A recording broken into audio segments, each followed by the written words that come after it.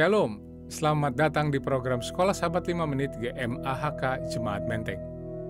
Judul pelajaran hari ini, Rabu 10 Maret 2021 adalah Pertarungan Saat Berpuasa. Dan firman Tuhan yang mendasarinya adalah kitab Yesaya 58 ayat 1 hingga 12. Mari kita berdoa. Bapa Surgawi, urapi kami dengan Roh Kudus yang menuntun kami kepada kebenaran Kristus. Dalam nama Yesus Kristus, Tuhan dan Juru Selamat kami. Amin. Saudaraku, Yesaya 58 menyatakan instruksi untuk pertobatan dan hal yang penting dilakukan sebelum janji-janji berkat diberikan. Nabi Yesaya menyerukan dengan kuat, nyaring layaknya bunyi trompet tentang pelanggaran dan dosa umat Tuhan.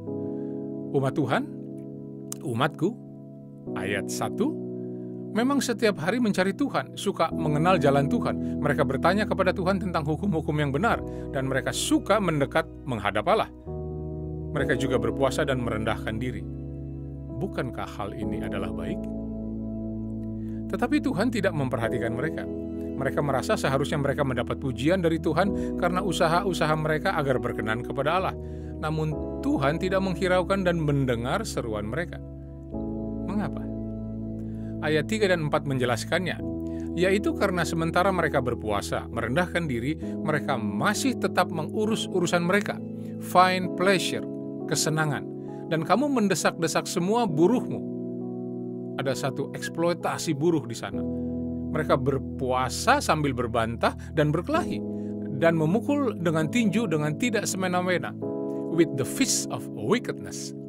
Allah tidak menerima puasa atau sikap merendahkan diri yang seperti itu. Ayat 6 menyatakan bahwa berpuasa yang Tuhan kehendaki adalah membuka belenggu-belenggu kelaliman, melepaskan tali-tali kuk supaya engkau memerdekakan orang yang teraniaya dan mematahkan setiap kuk, supaya engkau memecah-mecah rotimu bagi orang yang lapar dan membawa ke rumahmu orang miskin yang tak punya rumah, memberi pakaian bagi yang telanjang dan tidak menyembunyikan diri terhadap saudaramu sendiri. Bila mereka melakukan sesuai dengan kehendak Tuhan, maka ayat 8 menyatakan, pada waktu itulah terangmu akan merekah seperti fajar dan lukamu akan pulih dengan segera. Kebenaran menjadi barisan depanmu dan kemuliaan Tuhan barisan belakangmu. Saudaraku, apa yang kita lakukan untuk kebaikan orang lain berdampak juga bagi kebaikan kita.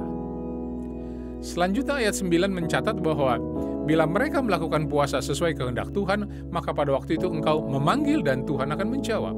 Engkau akan berteriak minta tolong dan Tuhan akan berkata, ini aku. Apabila engkau, jadi ini bersyarat, tidak lagi mengenakan kuk kepada sesamamu dan tidak lagi menunjuk-nunjuk orang dengan jari dengan memfitnah. Ayat 10, apabila engkau menyerahkan kepada orang lapar apa yang kau inginkan sendiri dan memuaskan hati orang yang tertindas, maka terangmu akan terbit dalam gelap dan kegelapanmu akan seperti rembang tengah hari.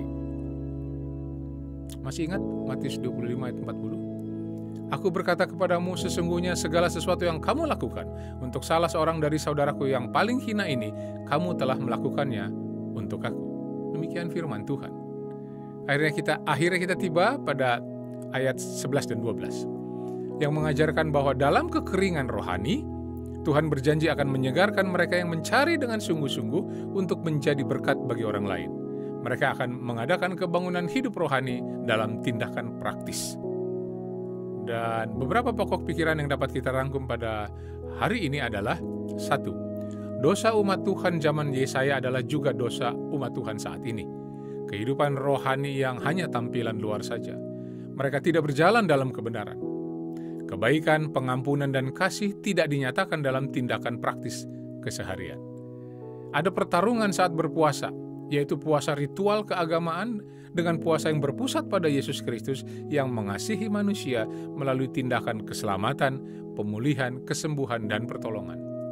Yang ketiga, kehidupan pelayanan yang tidak mementingkan diri akan memancarkan sinar kemuliaan Tuhan dan berkat akan melimpah bagi mereka yang hidup dalam penurutan sesuai kehendak Tuhan. Renungan dan pertanyaan bagi kita hari ini. Kapan Anda dan saya terakhir kali memperhatikan, memberi makan mereka yang lapar, menyediakan baju bagi mereka yang telanjang, menolong orang yang membutuhkan pertolongan? Saudaraku, inilah yang dapat kita pelajari bersama hari ini.